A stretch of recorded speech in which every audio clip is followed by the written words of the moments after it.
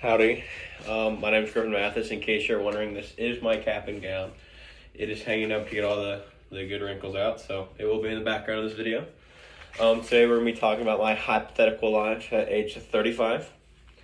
So when I grow up, I want to be a livestock vet, and on the paper, I couldn't really go into depth about everything that I want to do with it, because a livestock vet is actually like the most least paid out of all the vets. So when I go to college, I'm going to major in biology and animal science to get my vet degree. I'm also going to double minor in reproduction and embryology, so I can get all of my money in breeding, because breeding big animals is huge, way bigger than just yearly checkups from animals. So this hypothetical situation that I'm giving you is just the basic, just if I was a livestock vet, but these values aren't exactly accurate just because I'm going to be doing other things that have to do with livestock that will actually like pay me more. But for this scenario, I'm just going to be a basic livestock vet that comes out, gives shots, etc. So a basic livestock vet that's been a vet for about 10 years, which I'm going to be a little bit less than 10 years. I think I'll be about 8 years strong when I'm 35. I will make about, before tax, $110,000 a year. So that's pretty nice. But then a good old thing called taxes comes out and all that jazz. So it actually bumps me down to about $80,000. So pre-tax, I would make about $9,100 a month.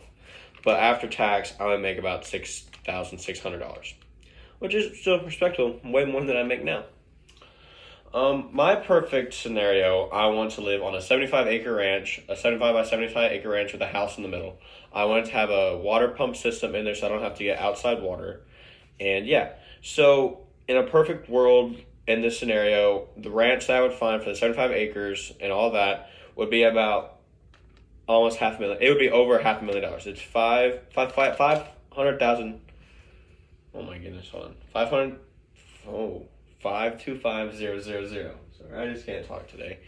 And that's how much it would be. I would have to pay about $17,500 yearly for that mortgage, for a 30-year mortgage, and so that means I'm paying about $1,458 a month just for my house. And so then when you add utilities and all that, so like electricity and all that jazz, I'm running about $28,000 a year on just my property and my house and all of the utilities and all of that, which would make me have to pay about $2,300 a month. So that brings my $80,000 that I had to $51,000, and then that brings my $6,600 that I'd have to $4,300 a month for spending. So now we're gonna talk about my truck. And the truck that I want to have is a 1970 K30.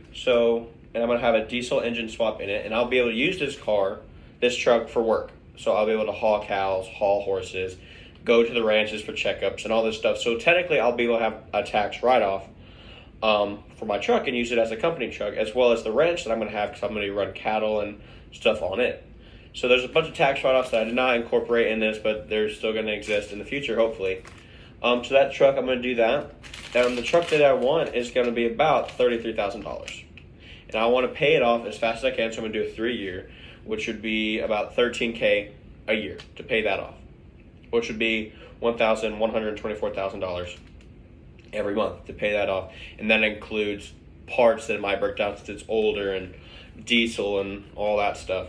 So that brings my total from $51,000 to $38,000, and my monthly from $4,300 to $3,100, which kind of sucks, but I still have $3,000 to play with every month. So then we're gonna go to like all of that big long list of things that I'm gonna buy.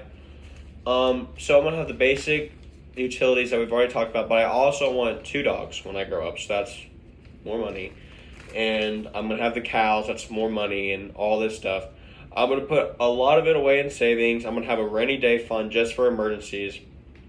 And so after all of that is said and done, after all these payments that are listed on there, so I can go into depth if you'd like, but after everything's finished and done, I'm gonna be spending every year close to $78,000, which is still $2,000 less than my $80,000. So then I have $2,000 to do something with.